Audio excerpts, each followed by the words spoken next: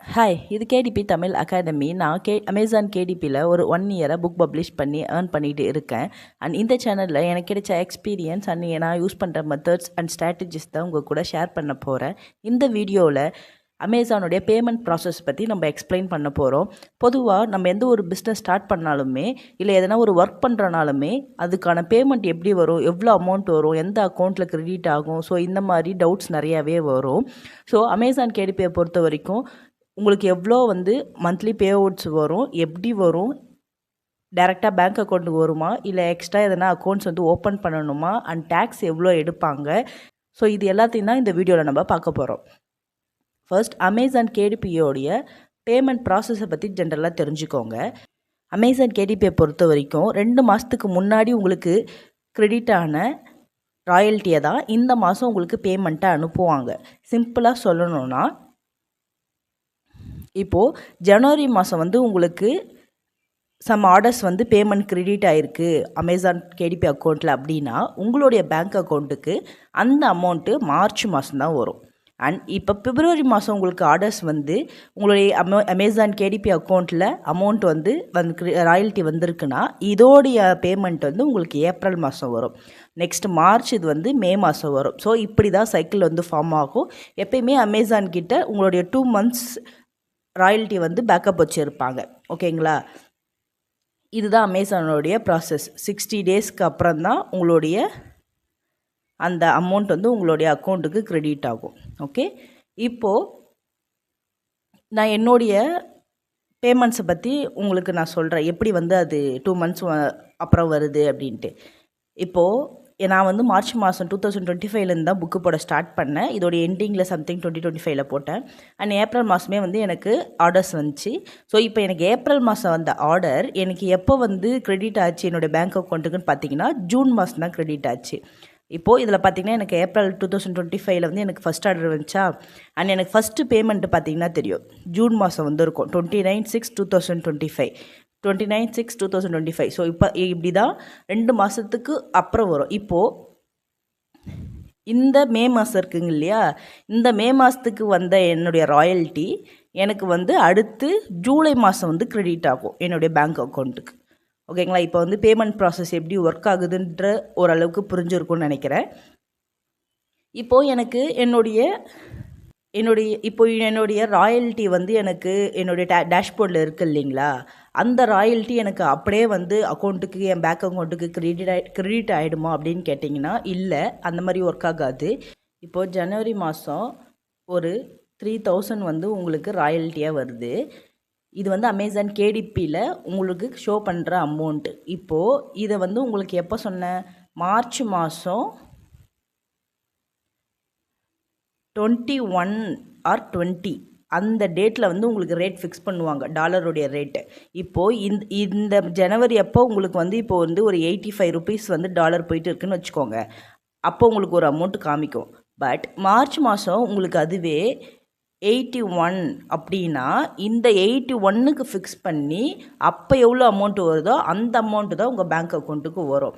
Suppose இதே இங்கே 90 something வந்தாலும் உங்களுக்கு இங்கே காமிச்ச ராயல்ட்டியை விட அதிகமாகவே வரும். ஓகேங்களா, ஸோ பேமெண்ட் மந்த் அன்னைக்கு 20ஆம் தேதி டாலர் என்ன ரேட்டுக்கு போதோ அதுதான் உங்களுக்கு ஃபிக்ஸ் பண்ணி உங்கள் பேங்க் அக்கௌண்ட்டுக்கு அமௌண்ட்டாக வரும். இது புரிஞ்சுதுங்களா? நெக்ஸ்ட்டு இன்னொரு சிக்கலும் இருக்குது. இப்போது ராயல்ட்டியை பொறுத்த வரைக்கும் நமக்கு நிறையா கண்ட்ரீஸில் சேல்ஸ் ஆகும். இப்போது பார்த்தீங்கன்னா தெரியும் எனக்கு ஸ்டார்டிங் இங்கே இப்போது United states, Canada, Australia, United kingdom இப்படி வேறு கண்ட்ரிலேருந்து சேல்ஸ் வரும். இப்போது யுனைடெட் ஸ்டேட்ஸ் அப்படின்றத பொறுத்த வரைக்கும் இது நம்மளுடைய டைரெக்டாக பேங்க் அக்கௌண்ட் நம்ம லிங்க் பண்ணியிருப்போம். அந்த அக்கௌண்ட்டுக்கு நம்மளுடைய இந்தியன் அக்கௌண்ட்டுக்கே டைரெக்டாக மணி வந்துடும். ஆனால் அப்படி வரும்போது உங்களுக்கு 15% டேக்ஸ் எடுப்பாங்க. இது யுனைடெட் ஸ்டேட்ஸுக்கு மட்டும். ஓகேங்களா, இப்போ 15% டேக்ஸ் எடுக்கிறாங்கன்னா இப்போ உங்களுக்கு ஒரு 3000 இந்த மந்த் கிரெடிட் ஆகணும் அப்படின்னா இப்போ 3000ல் 450 போயிட்டு 2550 தான் உங்களுடைய பேங்க் அக்கௌண்ட்டுக்கு கிரெடிட் ஆகும். ஓகேங்களா, இது புரிஞ்சுதா? நெக்ஸ்ட்டு இப்போது சரி, யுனைடெட் ஸ்டேட்ஸுக்கு வந்து டேரெக்டாக வந்து நம்மளுடைய பேங்க் அக்கௌண்ட்டுக்கு கிரெடிட் ஆகிடும். இப்போ கனடா, ஆஸ்திரேலியா, யுனைடெட் அக்கௌண்ட்லாம் வராதா அப்படின்னு கேட்டிங்கன்னா வராது. அதுக்கு வந்து நம்ம விர்ச்சுவல் அக்கௌண்ட் வந்து ஓப்பன் பண்ணணும். விர்ச்சுவல் அக்கௌண்ட்டுன்றது ஒன்றும் இல்லை, ஒரு இன்டர்மீடியேட் அக்கௌண்ட் தான். நீங்கள் பேபால், பேனியர்லாம் கேள்விப்பட்டிருப்பீங்க ஜென்ரலாக. ஸோ அந்த மாதிரி அக்கௌண்ட்ஸ் தான். ஆனால் இதில் என்ன பிரச்சனைனா, பேபால் வந்து அமேசான் கேடிபியில் அக்செப்ட் பண்ண மாட்டாங்க. ஸோ பேனியர் ஆர் வைஸ் இந்த மாதிரி அக்கௌண்ட் தான் யூஸ் பண்ண முடியும். அது இல்லாமல் இன்னும் சில சைட்ஸும் இருக்குது. பட் ஜென்ரலாக நிறைய பேர் யூஸ் பண்ணுறது வந்து பேனியர் அண்ட் வைஸ். ஏன்னா அதுதான் வந்து நம்பகத்தன்மையாக இருக்கிறதுனால அதை தான் யூஸ் பண்ணுவாங்க. பட் நான் ஸ்டார்டிங்கில் எனக்கு என்ன தோணுச்சுன்னா, எனக்கு மற்ற ஸ்டேட்ஸில் எனக்கு மற்ற கண்ட்ரீஸ்லேருந்து வர அமௌண்ட்ஸ் வந்து ரொம்பவே கம்மி தான். $5, $2, $3, $10 கம்மியாக தான் வரும். ஸோ இதுக்காக நான் வந்து பேனரோ இல்லை வைஸோ வந்து அக்கௌண்ட் ஓப்பன் பண்ணுறேன்னா, நான் அவங்களுக்கு பே பண்ண வேண்டிய ஃபீஸு எனக்கு வர ராயல்ட்டியை வேறு அதிகமாக இருக்குது. ஸோ நான் என்ன பண்ணலாம் அப்படின்னு யோசித்து, வேறு எதனா சைட்ஸ் வந்து இருக்குதா, வேறு எதனா வந்து அக்கௌண்ட்ஸ் வேறு எதனா ஓப்பன் பண்ண முடியுமான்னு தேடி இந்த சைட்டை வந்து கண்டுபிடிச்சேன். இது என்னுடைய பர்சனல் சாய்ஸ், நான் பர்சனலாக யூஸ் பண்ணுறது. மற்றபடி இது ப்ரமோஷனோ அந்த மாதிரிலாம் கிடையாது.